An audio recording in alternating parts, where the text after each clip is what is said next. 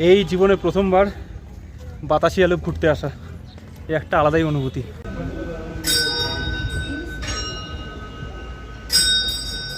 দার্জিলিংয়ে এলে কিন্তু অতি অবশ্যই কালকে যে মহাকালের মন্দির দেখিয়েছিলাম সেই মহাকালের মন্দির আর এই বুদ্ধিস্ট প্যাগোডা কিন্তু অবশ্যই ঘুরে দেখবেন, বুদ্ধিস্ট পিস প্যাগোডা। এইরকম কটেজ আমি শুধু ফিল্মের শুটিংয়েই দেখেছি, বিভিন্ন সিনেমায় দেখেছি, এত ভালো লাগে এগুলো দেখতে।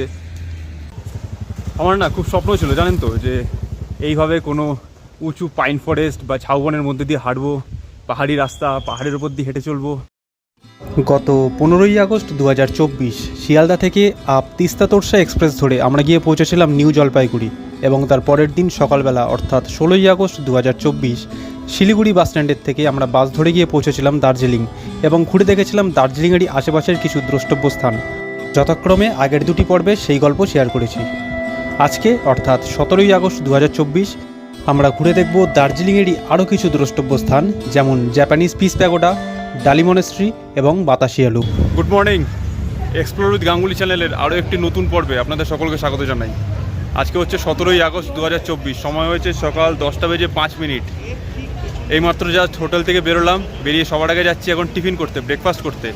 ব্রেকফাস্ট করে আপাতত আমাদের প্ল্যান আছে হচ্ছে ডালি মনেস্ট্রি, তারপরে বাতাসি আলু, আর ওটা দেখা হয়ে যাওয়ার পরেও যদি নতুন কোনো জায়গায় যাওয়া যায় তাহলে সেটাও কিন্তু আজকের এই ভিডিওতে থাকবে। দেখতে থাকুন, সঙ্গে থাকুন। আজকের ওয়েদারটা সকালবেলা জাস্ট ফাটাফাটি, একটাবার জাস্ট দেখুন।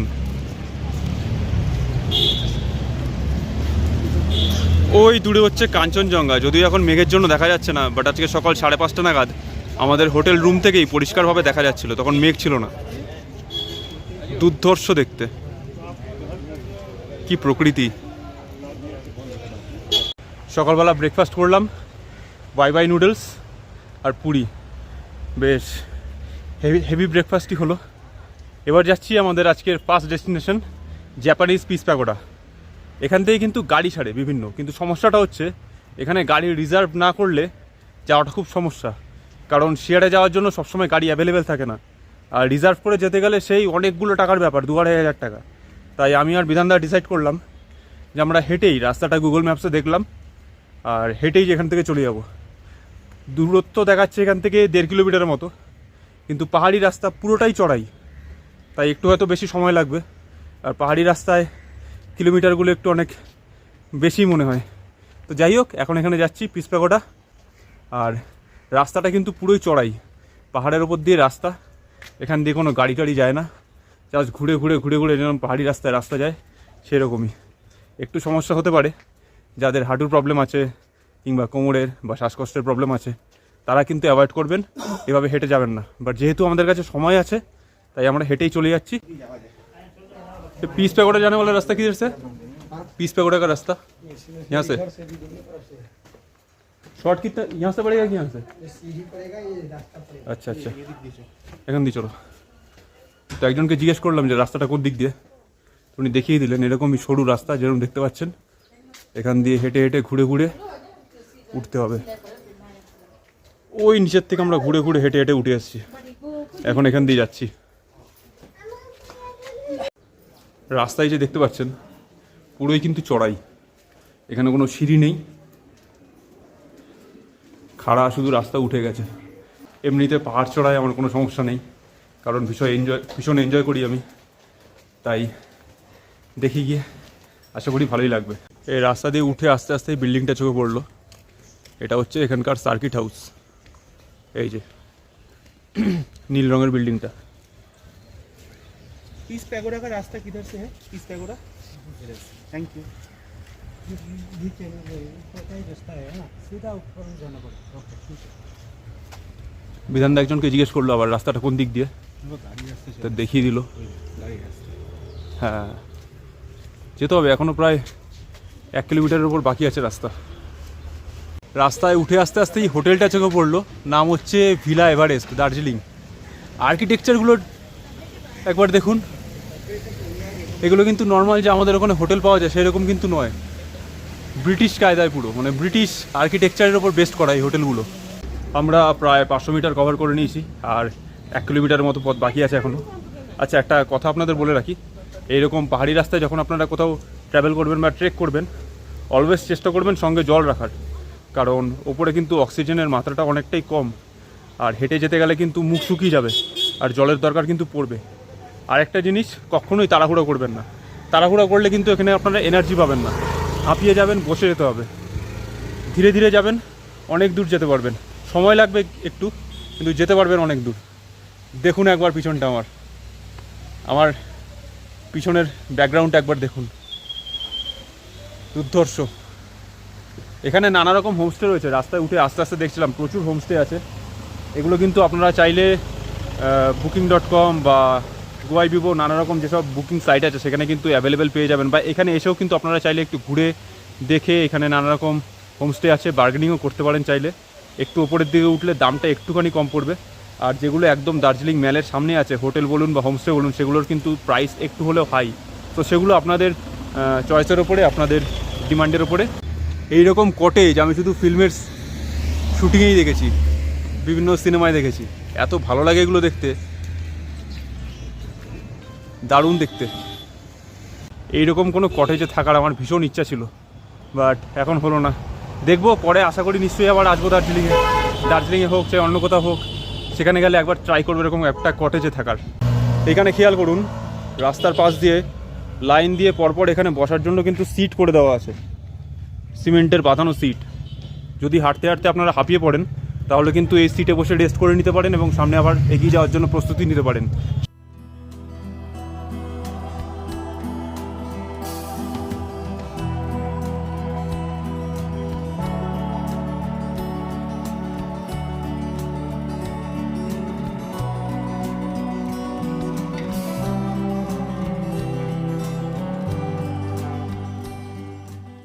এই দেখুন, রাস্তায় চলতে চলতে এই সাইনবোর্ডটা চোখে পড়লো।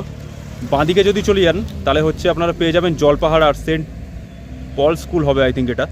আর ডান দিকে চলে গেলে হচ্ছে পিচ প্যাগোডা আর লালকুটি। আমাদের এই দিকের রাস্তাটা দিয়ে যেতে হবে। এই দিকের রাস্তায় চলে গেলে আপনারা এই জলপাহাড়ের দিকে যেতে পারবেন। আমরা যাব এই দিকে। একটা ছোট্ট ঝর্ণা চোখে পড়লো, ওই পাহাড়ের ওপর থেকে, ওখান থেকে নেমে আসছে, নেমে এসে এই জায়গাটায় জড়ো হচ্ছে।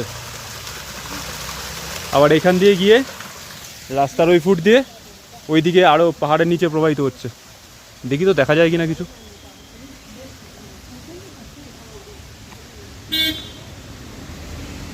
জানি না ক্যামেরায় দেখানো যাচ্ছে কিনা বা দেখা যাচ্ছে কিনা।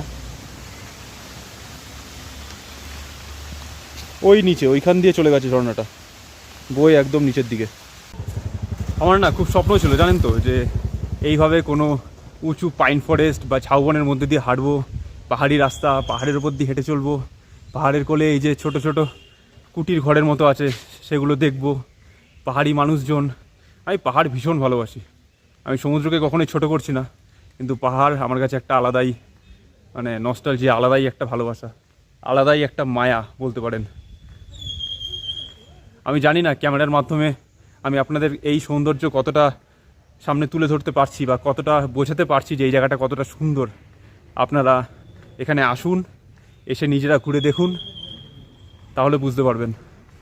পাহাড় আপনি ভালোবাসুন চাই না বাসুন, কিন্তু এই জায়গায় এলে কিন্তু এই জায়গার প্রেমে পড়ে যেতেই হবে। ভীষণ সুন্দর জায়গা, নানান জায়গা রয়েছে পাহাড়ের।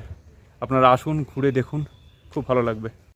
এইটা যে দেখতে পাচ্ছেন, এটা হচ্ছে বোস ইনস্টিটিউট বা বসু বিজ্ঞান মন্দির। এই যে 2017 সালে এটা 100 বছর পূর্তি হয়েছে। সামনে হচ্ছে বিল্ডিংটা, পুরোটা দেখাচ্ছি আপনাদের। এই হচ্ছে বসু বিজ্ঞান মন্দির।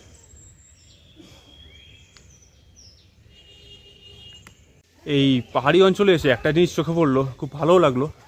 আমরা যখন ধরুন আমাদের শহরের দিকে বা অন্য কোথাও ব্লগ বানাই বা হাতে ক্যামেরা নিয়ে কথা বলতে বলতে যাই, বিভিন্ন মানুষ না অনেক সময় বাঁকা চোখে দেখেন, নানা রকম মন্তব্য করেন, কিন্তু এইখানকার মানুষজন এরকম না।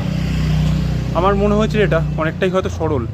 তারা সবসময় নিজেদের কাজ নিয়ে ব্যস্ত থাকে, বাকি দুনিয়ার কে কী করছে তারা অতটা কিন্তু ধ্যান দেন না। আর কথাবার্তা বললে আমাদের ওখানে কাউকে কিছু জিজ্ঞেস করবেন, চট করে কোনো দিকে রাস্তা জিজ্ঞেস করবেন, ধরুন আসলে জানি না, ওদিক দিয়ে চলে যাবেন, মুখে গুটকা নিয়ে বলে দেবেন এরকম করে। এখানকার মানুষ ওরকম নয়। এখানকার মানুষ যথেষ্ট ভালোভাবে আপনার সাথে কথা বলবে, ভালোভাবে রাস্তা বুঝিয়ে দেবে, আর যদি দরকার পড়ে সঙ্গে নিয়ে যাবে আপনাকে, নিয়ে গিয়ে আরও বলবে যে এখান দিয়ে এই দেখার জিনিস আছে, যেটা গতকালকে আমরা এক্সপিরিয়েন্স করেছি। একটি ছেলে আমাদের সব কিছু ঘুরিয়ে দেখালো। আমরা তো ভাবছিলাম যে কেন গায়ে পড়ে এত ঘুরিয়ে দেখাচ্ছে বা কিছু, বা গাইডের জন্য কিছুই সেরকম ব্যাপার কিনা, বা টাকা পয়সা চাইবে কিনা, বাট সেরকম কিন্তু কিছুই নয়। নিজের স্বতঃস্ফূর্তভাবে আমাদের সামনে এসে সব কিছু উনি ঘুরিয়ে দেখালেন। আগের দিনের কিছু কি ফটো তুলেছিলেন উনি কাঞ্চনজঙ্ঘার, সেগুলো দেখালেন। খুব ভালো, মানুষের ব্যবহার খুব ভালো। আমরা যেই হোটেলে খাচ্ছিলাম সেখানেও যারা ওনার ছিলেন তাদেরও ব্যবহার খুব ভালো। ওভারঅল পাহাড় থামস আপ। এই সামনে দেখতে পাচ্ছেন এটাই হচ্ছে এই পিস প্যাগোডায় যাওয়ার মূল রাস্তা। সামনে লেখা আছে Buddhist temple and piece pagoda. এবার আমরা এখান দিয়ে ভেতরের দিকে ঢুকে যাব, এইখান দিয়ে।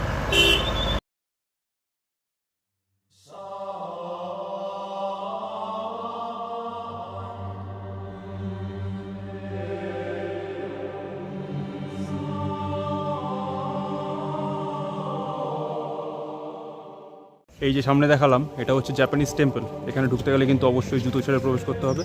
আর সামনে জুতো রাখার জায়গাও করা আছে, র্যাক করা আছে। আর আমার ডান সাইডে আমি দেখতে পাচ্ছি ওখানে হচ্ছে অ্যাকচুয়ালি পিস প্যাগোডাটা। আগে এটা দেখে নিই, তারপরে ওখানে আপনাদের নিয়ে যাচ্ছি।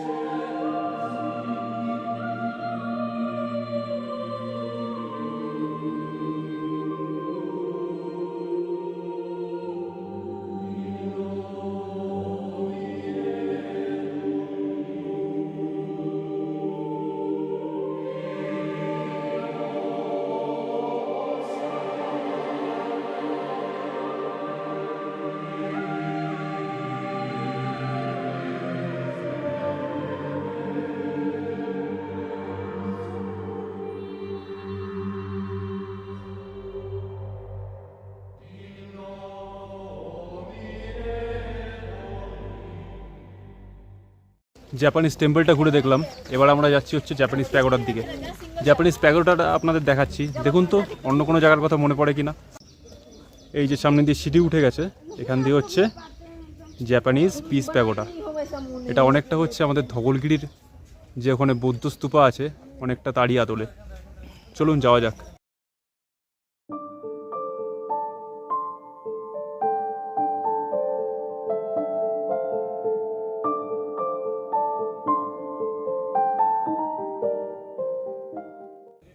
এই দেখতে পাচ্ছেন বুদ্ধ মূর্তি। আর এখানে কিন্তু সাইড দিয়ে রাস্তা করা আছে পরিক্রমা করার জন্য। আপনাদের বাঁ দিক দিয়ে গিয়ে ডান দিক দিয়ে ঘুরে আসতে হবে। চলুন দেখিয়ে দিই।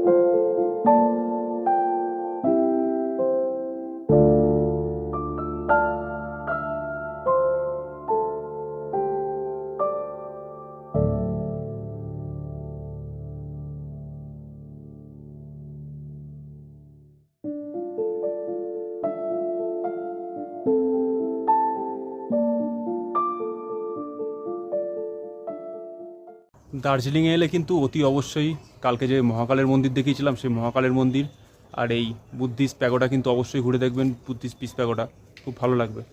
আর এই পিস প্যাগোডাটা দেখে আমার পুরীর ধবলগিরির কথা মনে পড়লো। 2011 সালে সেখানে গিয়েছিলাম। সেটাও কিন্তু প্রায় একই আকৃতির, একই আদলে তৈরি করা। জাপানিজ টেম্পল আর জাপানিজ পিস প্যাগোডা দেখার পরে এই মুহূর্তে আমরা যাচ্ছি আমাদের নেক্সট ডেস্টিনেশন। কী যেন জায়গাটার নাম? ডাল লেক, সরি, ডালি মনেস্ট্রি। ডালি মনেস্ট্রির দিকে যাচ্ছি। এখন ঘড়িতে সময় হয়েছে সকাল 11:51। আর একটা কথা বলে দিই, আপনাদের ইনফরমেশনটা দিয়ে রাখি। এই যে আপনারা জাপানিজ টেম্পলটা দেখলেন, এটা খোলা থাকার সময় কিন্তু হচ্ছে ভোর 4:30 থেকে প্রত্যেক দিন সন্ধ্যে 7টা পর্যন্ত। গাড়ি আমরা করিনি, হেঁটে হেঁটেই যাচ্ছি। তা ফেরার সময় রাস্তায় একটু বৃষ্টি নেমেছিল, ভাবছিলাম যে দাঁড়িয়ে যাবো কিনা। তারপর দেখলাম যে না, অত জোরেও পড়ছে না। আসলে এই পাহাড়ের ওয়েদার কী বলুন তো, এখানে সবই ক্ষণস্থায়ী। এই রোদ, এই মেঘ, আবার হয়তো ঝমঝমিয়ে বৃষ্টি নেমে গেল, আবার দেখবেন ওখানে পাশেই রোদ। এরকমই ওয়েদার। ঠিক যেভাবে পাহাড়ে উঠেছিলাম, এখন ওখান দিয়ে অন্য একটা রাস্তা দিয়ে পাহাড় থেকে এখন নামছি। নেমে যাব হচ্ছে গিয়ে মেন রোডে, মানে দার্জিলিং যে রোড আছে হিলকাট রোড, সেইখানে যাব, ওখান থেকে গিয়ে যাব আমরা ডালি মনেস্ট্রি।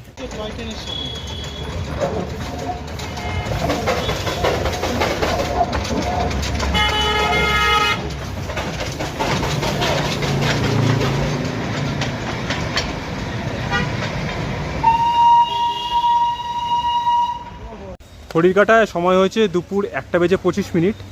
আমরা এই মুহূর্তে এসে পৌঁছলাম ডালি মনেস্ট্রি বা ডালি গুম্পা।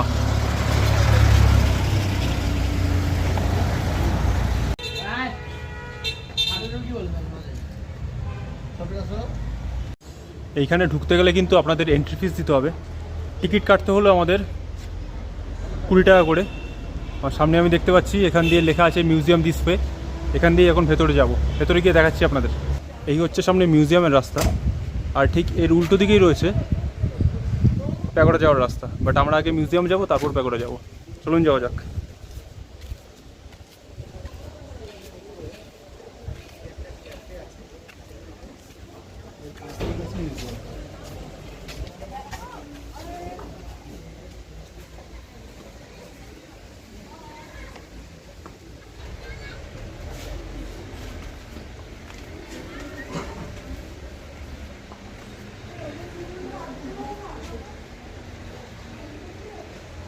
মিউজিয়ামের ভেতরটা আপনাদের দেখাতে পারবো না, কারণ ওখানে ফটোগ্রাফি স্ট্রিক্টলি প্রহিবিটেড। তো ভেতরে দেখে আসি আগে কি কি আছে, যতটা সম্ভব মুখে বলে দেবো। দেখে আসি এবার। মিউজিয়াম দেখলাম, মিউজিয়াম দেখে এখন যাচ্ছি আমরা এই মনেস্ট্রিটা দেখার জন্যে। মিউজিয়ামে প্র্যাকটিক্যালি ইন্টারেস্টিং আমার সেরকম একটা কিছু লাগেনি। যেটা লাগলো 1998 সালে ফ্রান্স যখন ফুটবল বিশ্বকাপ জিতেছিল, তারা এখানে একটা ফুটবল গিফট করেছিল, সবাই সাইন করা। আর জিনেদিন জিদান যিনি ছিলেন, ওনার একটা জার্সি রাখা আছে সাইন করা। তো এইটুকুনি। আর বাকি সমস্ত মিউজিয়ামে যা থাকে পুরনো জিনিস, যাদের প্র্যাকটিক্যালি হিস্ট্রিতে ইন্টারেস্ট আছে তাদের ভালো লাগবে। আর অনেক ভাষাই এখানে টিবেটিয়ান ভাষাতে লেখা আছে, যার জন্য পড়তে খুব সমস্যা হচ্ছিলো। সব জিনিস কী আছে আমি নিজেও বুঝতে পারিনি।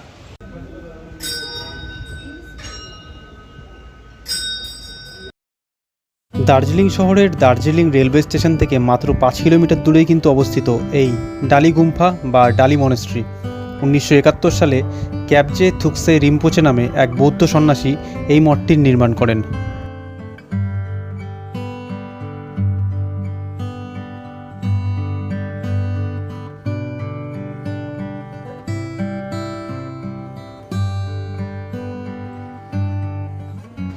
প্যাগোডায় ঢোকার মুখেই বা মনেস্ট্রিতে ঢোকার মুখেই যেই ভিডিওটা আপনাদের ভিডিওতে দেখালাম একজন ভদ্রমহিলা বসে প্রেয়ার হুইলস ঘোরাচ্ছিলেন। বাট উনি ওই ঘরটায় আমাদের অ্যালাউ করলেন না, তার জন্য আর ঢুকতে পারলাম না ভেতরে। ফটো তোলা তো ছেড়েই দিন। এখন দাঁড়িয়ে আছি মেন মনেস্ট্রির সামনে ক্যাম্পাসটা কিন্তু বিশাল বড়, যেমনটা আপনাদের দেখালাম। আর এখান থেকে কিন্তু হিমালয়ান রেঞ্জের যে সাইডে পাহাড়গুলো আছে, দুর্দান্ত ভিউজ পেয়ে যাবেন এখান থেকে। যদি আকাশ পরিষ্কার থাকে তাহলে খুব ভালো ফটো তুলতে পারবেন, ভালো ভিডিও তুলতে পারবেন এখান থেকে। আর মনেস্ট্রিটাও কিন্তু বেশ বড় এখানে। এবার মনেস্ট্রির ভেতরে ঢুকছি, যদি ভেতরে ফটো তুলতে দেয় তাহলে তুলতে পারবো, না হলে হয়তো দেখাতে পারবো না। আচ্ছা, ফটোগ্রাফি অ্যালাউ না, এটা সামনেই এখানে লেখা রয়েছে, তাই আর ভেতরের ছবি আপনাদের দেখাতে পারবো না।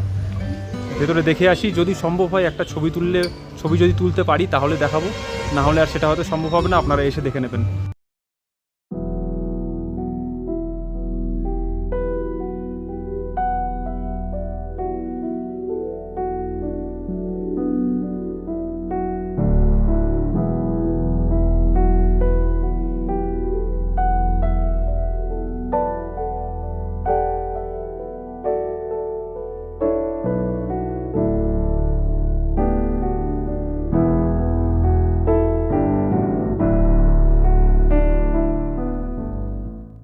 ঘুরে দেখলাম ডালি মনেস্ট্রি, এবং যতটুকুন দেখানো সম্ভব ততটুকুন কিন্তু আপনাদের সাথে শেয়ার করলাম।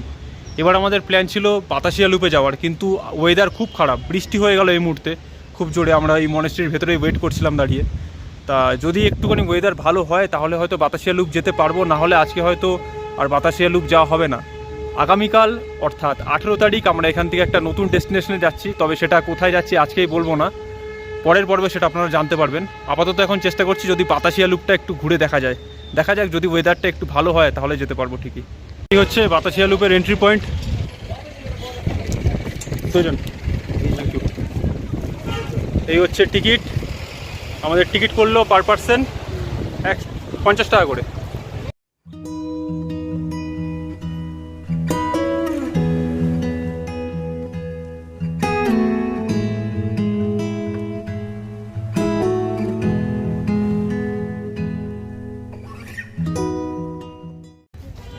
এই জীবনে প্রথমবার বাতাসিয়া লুপ ঘুরতে আসা, এই একটা আলাদাই অনুভূতি। আচ্ছা, আপনারা যদি এখানে এসে নেপালি ড্রেসে যদি ফটো সেশন করতে চান বা ছবি তুলতে চান, এখানে কিন্তু ভাড়া পাওয়া যায় সেটা। আর এখান থেকে দূরে কাঞ্চনজঙ্ঘার কিন্তু ভিউজও খুব ক্লিয়ার দেখা যায়, বাট যদিও এখন মেঘ রয়েছে আকাশে, তাই আর সেটা দেখানো যাচ্ছে না। আর বিউটিফুল ওয়েদার, দুর্দান্ত ওয়েদার। আপনারা যারা দার্জিলিং থেকে এনজিপি টয় ট্রেনে যাবেন, তারা কিন্তু এই বাতাসিয়া লুপটা ভিজিট করতে পারবেন টয় ট্রেনেই। এখানে কিন্তু স্টপেজ আছে, স্টপেজ নেই অ্যাকচুয়ালি, ঘুরে এখান থেকে লাইনটা রয়েছে, এখান থেকে ঘুরে আবার বেরিয়ে যায়। সেই লাইনটাও আপনাদের একবার দেখাবো, পারলে যদি সম্ভব হয় সেই লাইনটাও একবার দেখাবো। এই হচ্ছে এই রেল লাইনটা, এখান থেকে কিন্তু টয় ট্রেন যায়। আপনারা চাইলে টয় ট্রেনেও এই জায়গাটা কিন্তু ভিজিট করতে পারেন। আর এখানে সামনে দেখতে পাচ্ছেন আপনারা বাইনোকুলার এখানে ভাড়া পাওয়া যায়, পার পার্সন 50 রুপিস বা 50 টাকা। বাইনোকুলার আর দেখবো না এখান থেকে, কারণ দূরে এমনিতেই যা সুন্দর পরিষ্কারভাবে দেখা যাচ্ছে, বাইনোকুলার দেখার আর কোনো ইচ্ছা নেই এখন।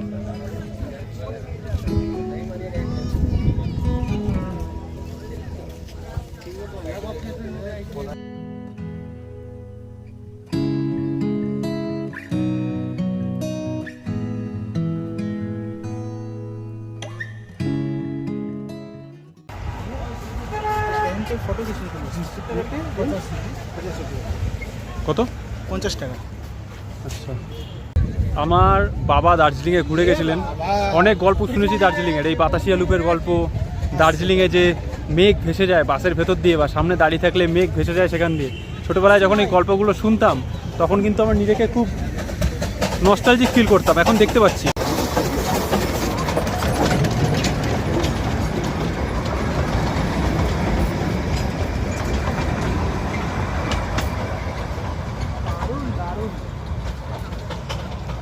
বলছিলাম না এইমাত্র যে ভেতর দিয়ে টয় ট্রেন যায়, এইমাত্র আমাদের সামনে দিয়ে চলে গেল। বাইরেও আজকে 3-4 বার দেখেছি টয় ট্রেন, বাট এখান দিয়ে সামনে দিয়ে দেখার কিন্তু একটা আলাদা অনুভূতি। আর আগে যেই কথাটা বলছিলাম যে বাবার মুখে ছোটোবেলায় গল্প শুনেছিলাম দার্জিলিংয়ের অনেক কিছু, ছোটোবেলা থেকেই আমার দার্জিলিংয়ের প্রতি একটা আলাদা ভালোবাসা বা আলাদা একটা ক্রেজ জন্ম নেয়। এর আগে যখন এসেছিলাম কর্মসূত্রে 2016 সালে, তখন কিছুই ঘুরে দেখতে পারিনি। এখন দেখছি, আর পুরোটা হেঁটে ঘুরে দেখছি। সবথেকে বড় ব্যাপার এটা, গাড়িতে ঘুরে দেখলে হয়তো সেইভাবে রাস্তাঘাট চিনতে পারা যায় না। রাস্তাঘাট চেনাটা হয়তো সবার জন্য ততটা জরুরিও নয়, কিন্তু একজন এক্সপ্লোরারের কাছে যারা পাহাড় ভালোবাসে, তারা যদি পাহাড়ে হেঁটে না ঘুরতে পারে না, আমার মতে সেই ঘোরাটা হয়তো সার্থক হয় না। বিধানটা কিছু বলবে বলছে। আমি এই জন্যই বলি, আসো এদিকে আসো। এই জন্যই চ্যানেলের নাম কিন্তু এক্সপ্লোর উইথ গাঙ্গুলি। এক্সপ্লোর একেই বলে। ভীষণ ভালোবাসি হেঁটে ঘুরতে। সকালবেলা গেছিলাম সেই প্যাগোডায়, ওখানে ঘুরলাম। তারপর পাহাড় থেকে মোটামুটি সকাল থেকে 6 থেকে 6.5 কিলোমিটার হাঁটা হয়ে গেছে। এটা যে আমরা টাকা বাঁচানোর জন্য করছি তা কিন্তু নয়। হয়তো এখান থেকে ফেরত যাওয়ার সময় হয়তো যখন দার্জিলিংয়ে যাব গাড়িতেই যাব, কিন্তু এটা সম্পূর্ণ হেঁটে ঘুরে দেখার এই ফিলিংটা নেওয়ার জন্যই আমরা হেঁটে এখানে এসেছি। এরকম কখনোই ভাববেন না আমাদের পকেটে পয়সা নেই। পকেটে প্রচুর পয়সা আছে, বাট সেই পয়সা দিয়ে খাচ্ছি। হ্যাঁ, যেখানে যাওয়ার কথা অবশ্যই যাব। যারা মনে করবেন যে এখানে এসে নেপালি পোশাকে ছবি তুলবেন, তারা কিন্তু তুলতেই পারেন। ভাড়া পাওয়া যাচ্ছে এখানে 50 টাকা করে, এখানে ছবি তুলতে পারেন। আর বেশি যে খুব একটা কিছু এখানে দেখার আছে তা না, সামনে জাস্ট পাহাড়ের একটা ভিউ পয়েন্ট আছে যেটা আপনাদের দেখালাম। চাইলে বাইনোকুলারে দেখতে পারেন, চাইলে এমনিও দেখতে পারেন, কোনো সমস্যা নেই, ভালো লাগবে। আর যদি সন্ধ্যেবেলায় আসেন বাচ্চা কাচ্চাদের নিয়ে খুব ভালো লাগবে এখানে দেখতে। কিছুক্ষণ সময় কাটাবেন, বসবেন, পাহাড়ের সাথে একটু যদি মনে হয় গল্প করতে পারেন, করবেন, ভীষণ ভালো লাগবে। এখানে কিন্তু খুব সুন্দর করে বাগান করা আছে চারিদিকে, ঝাউ গাছ পেয়ে যাবেন চাইলে, নানা রকম এখানে গাছ রয়েছে, সুন্দর জায়গা।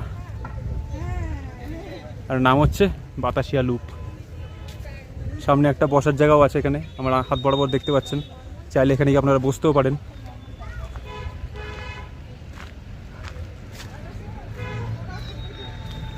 এইখান থেকে স্টার্টিং হয়েছে, এটা ঘুরে এইখান দিয়ে গিয়ে আবার ওখানেই এন্ড। বেশি বড় জায়গা নয়, ছোট, স্বল্প পরিসর। বাতাসিয়া লুপ আজকের মতো আমাদের প্রায় পুরো ঘুরে দেখা কমপ্লিট। এখন এখান থেকে বেরিয়ে যাচ্ছি, বেরিয়ে কিছু লাঞ্চ করব, করে দার্জিলিংয়ে চলে যাব।